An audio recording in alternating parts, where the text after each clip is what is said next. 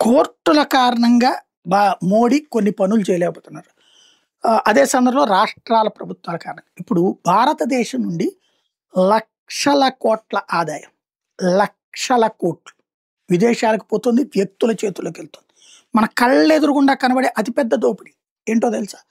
Iron ore దగ్గర నుంచి, quartz దగ్గర నుంచి అనేక ఖనిజాలకు సంబంధించింది బా రాష్ట్ర ప్రభుత్వాలకొస్తుంది 1% డబ్బులు మాత్రమే. ₹1,00,00,000 వ్యాపారం చేస్తే ₹1,00,000 మాత్రమే రాష్ట్ర ప్రభుత్వానికి అందుతుంది. కేంద్ర ప్రభుత్వానికి పన్నుల రూపంలో ఇంకొక ₹2 అందుతుంది.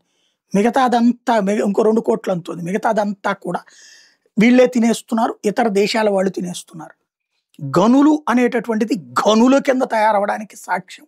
ఒక గాలి జనార్దన్ రెడ్డిని చూసాం. ఆంధ్రప్రదేశ్‌లో ఉన్నటువంటి అనేక మంది పొలిటీషియన్లు గనులను అడ్డం పెట్టుకునే కోట్లకి కోట్లు సంపాదించారు. అలాగే మన ఈ దక్షిణాది రాష్ట్రాల్లో రాజకీయ నాయకులుగా ఎదిగినటువంటి వాళ్ళు అనేక మంది వెనకాల ఉన్నది గనులే.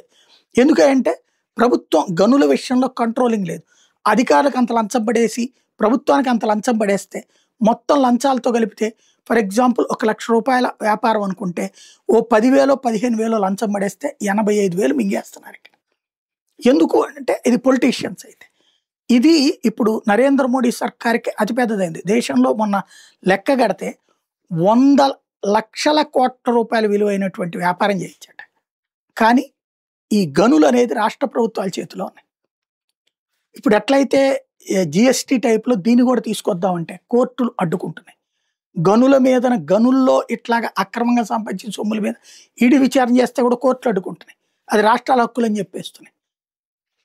దాంతో ఇప్పుడు పెద్ద సమస్య అవుతుంది. ఈ దేశానికి సంబంధించిన వనరులు ఇతర దేశాలకు పోతున్నాయి. మన దేశంలో వనరులకి ఇబ్బంది ఎదురవుతున్నటువంటి పరిస్థితి. మరి మోడీని అడ్డుకునే ఈ శక్తుల నుంచి ఎప్పుడు రక్షణ వస్తుందో చూడాలి.